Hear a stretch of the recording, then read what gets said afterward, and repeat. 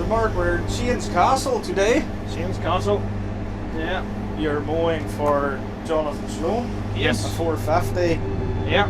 With all the bells. Yeah. GPS. Yeah. The works. That's here.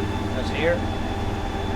So I've jumped out of a 1365 John Deere mower on a 7840 TM120 that my uncle owned, and jumped into this. And I must say, he called me when it had arrived to say it was there, and I went over and I opened the sliding doors into the shed, and I looked into the shed and I thought, my glory, What have I done? what have I committed myself to here? This thing's an awful size. So, they are big. They are big, and they're bigger than a harvester. You know, they're certainly bigger than, you know, the likes of John's harvester. So yeah, I was a wee bit, you know, will I be fit for this? Yeah. But I really have enjoyed it. And it's been nice to get to sit in something that is brand new and get a season on it, and you know, look after it, and you know, maintaining it, greasing it, whatever else. And it's been a good season now. First cut, and everybody will say the same. Yeah, it was challenging for anybody. It was challenging, but what's harvester ways and tractor ways and all? What's there now? 870. Still a class. Yeah, still. He always stayed with the class. The 800 series has been there a long time. Well, it was an 850 whenever I was there, and he's made his way now towards. He made his way onto the V8s whenever I was there. Now it was the 8. That was the. I think that was the 870 Speedster. I think probably a very modern classic of a harvester now. Yeah. And he's stuck with the 800s then. Yeah. Funny, it's a conversation I had with him not too long ago. I wanted his opinion on why he did that. And not go to the wide body. He says from a cost point of view, whenever he goes to change that harvester, they'll only give him, you know, if he were to buy a bigger harvester, they'll still only give him the trade-in value of an 8000 series. So it takes him far more to change up. How to make that leap into the wide body. And even if he were to change that every time, it's the same. It's a big jump every time, because they're still only giving him an 8000 series trade-in. Because they say they can sell an 8000 series tomorrow. But the bigger harvester that's there, there's not as many men would buy that. Yeah. You know, a lot of bigger farmers would buy that 850, 870. So there's more depreciation. More depreciation on a bigger harvester. Right, okay. Which I can understand, and I suppose that's knowing Jonathan, that's the way his I would work. The way, too. Yeah, because I think there was a couple of videos made back in the day. I think even before the GRASSMEN brand as such, it was Mover on YouTube. There was I think there was a video made at Grass. Well, I think the 6290 and the TMs and that was in that. Yes. A Manitou in the pit. Yeah. Robert Mulholland used to covering all the grass. In fact, Macro 200, Terex 200s. That's right. And were the big thing for a while, and then they went into a Manitou. 628, I think she was, or something, And then there was another video actually made in Shane's Castle here of bull crop. Yes. And that was an 870. Yeah. At that time, I'm not sure what it was at the grass. I think it was possibly an 850 at the grass. Yeah. And then it was the 870, and here direct cut bull crop. Yes. But it was the Massey's and cane trailers at that stage. Yes. So it was, but I think there was a few herons about. He had herons at one stage. He finds that the cane trailers are a bit lighter in the foot. Would be. Not as hard in the ground, and that's his choice of trailer for that reason. I think that when I was there, it was there was classics came. Yeah. There was a mixture of herons in there. I think there was a bigger one, like I think she was a 14 ton at that time, and then there was a few 12 tons. Yeah. And then there was four 14 ton classics came. Yeah. And then they were changed into half pipes. Yes. Because I actually remember that was the prototype half pipe. Yes. Running with Jonathan for a while. Yeah. So it was, and like everybody was like, I remember at that stage you were like, that's a brute of a trailer, yep. you know. And that was one thing I remember him saying to me at that time was the weight. Yes. The weight difference worried him. Yes. Going to the half pipe trailer. But then I suppose at that stage, tractors were creeping up in size. Yeah. You know, Yeah. you were running bigger tires, bigger footprint. Yeah. You know, you were coming out of it. That was the first time I had seen the 560 tires on a trailer. Yeah. You know, yeah, they might have been a ton heavier, but you were getting a bigger footprint. Yes. But like, I think that's still what trailers is there now. Probably different ones, but it's still the half pipe. Still in a half pipe. Still in hydraulic bag doors. Hydraulic open over doors. Yeah. 6718s. 9 6. I think That's the big 4-cylinder. Massey, is that right? And then he has this year just bought a couple of new 7719s. Dyna VT this time. I think the 19's only VT, isn't that right? Yeah. Which they're a nice track. the boys love. Yeah.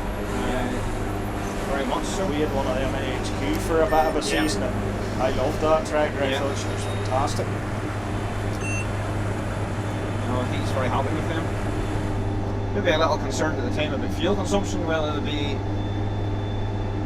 harder or not than the Dyna 6, but he's very pleased with them, and the guys who draw the grass, I spoke to them at first cut silage, and they were very, very pleased with how a lot less effort now in the driving. And even some of the ground was very sticky in first cut, and they had commented on the fact of how they had performed.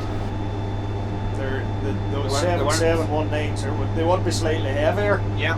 With I suppose that's if you want a Fendt bag end.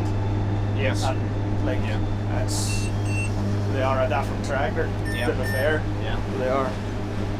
Aye, so he's in the 19s now, still in the half pipe trailers. What's in the pit? He now has an L60 Volvo, which Right, an L60, right, Yeah. okay. he had moved away from JCB a number of years ago. Aye, because it was actually, I think that was the first loader Johnny ventured into himself, was a 414. Yeah. Yeah. I suppose She was there a long time, or there a long time. A lot of people had gone Volvo, and he did the same. Got an L60, slightly smaller, maybe part of the weight might have been a wee bit stronger on it than the 90. Aye, okay, yeah. But then I suppose off the smaller harvester, Yeah. that's probably all in proportion, really. Yeah. The trailer Yeah. sizes, Yeah. you know. But they're a strong loader. They are. Like, rake-wise, am I right in saying it's a Kuhn? Yes. Hydraulic rake? Hydraulic driven? I know he had yes. one of them at a stage, but has he stuck with that? He likes the Kuhn rig. Yeah. He's a 30-foot there as well, which still gets rerun out now and again too. Is that a Kuhn as well? Yeah. And then runs a 4-rotor. 4-rotor. Yeah. That would be a 40-foot. Yeah. Yeah. She doesn't drop the rev much. Sure she doesn't. She's not under much pressure there now. 24 kilometers an hour at 1650, sure it's alright. Oh, Oh, that's a bit rough here. Well, I'll test the comfort on her. Anyway. Your seat's about there and mine right enough. Now, to be fair, your seat's not great. Crone, you need to work on this. There's two things I would say about her. One's the passenger seat, and the other one's that button on the back of that joystick. Right. You have do you to. need that for, Mark? Every time you change direction, you have to hold that. Oh, right, okay, yeah. And do you not find it nice to your hand? no, it's dead on. It's just you've always got to press it. Whereas it'd be nice if you could jump into the machine and press that Without. You so know. you can use that for speed adjustment, Yes. but for direction change. Yes. So once you're on the seat, if the seat switch would know that you're here, then you just press it to get yourself moving, and then after that, you don't need to press it again. Once you take yourself off the seat, that'll reset it again. Okay, makes that's sense. probably a safety thing, in fairness. That's what I would rather have. Yeah. But Would you not rather have it the way a Fendt is there, where you can't say, like pull it towards you to change the direction, or you can do that on this. you can do that? Yeah. And what about the guidance side of things? Is it a bit a learning curve as well? Yeah. I mean, we had a few issues at the start, but to be fair, I think there's probably more operator error. Okay. The guy came up from the south, JP Duffy came up from the south to JP's. show us through, but I wasn't there that day, so I'm not sure that all of the information was relayed across. Yeah. But I think there were a few things that just weren't quite right within the system. So, to be honest, I did know a fair wee bit of first cut without it, but I was very eager to get it going. Yeah. So, that's what we did, and from then till now, she has run effortlessly and sweet. And do you find that a big help? Oh, it's brilliant. Makes you a bit lazy. I would say you would miss it now if it wasn't working. I would. Yeah. I would.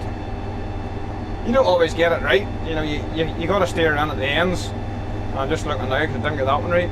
So I'll have a wee tail I'll need to correct here. Yeah. But if you can get it and right at the ends. I just with her steering from the back. Yep. She's very aggressive. Yes. Very much so. When people think a big game's not worth the money, lays about all the time, not used in the winter time, you can't use it. But it's a dedicated machine for the job. It's made for it. It has the capability. At the end of the day, anything that's self-propelled for that job is always going to be better. Yeah. But he was doing a bit of research last year. Yeah. We were actually here with the triple tangos. I think they'll be in this field. Too. Yeah. And mowed a bit here for him last year. He got a bit of a look at them.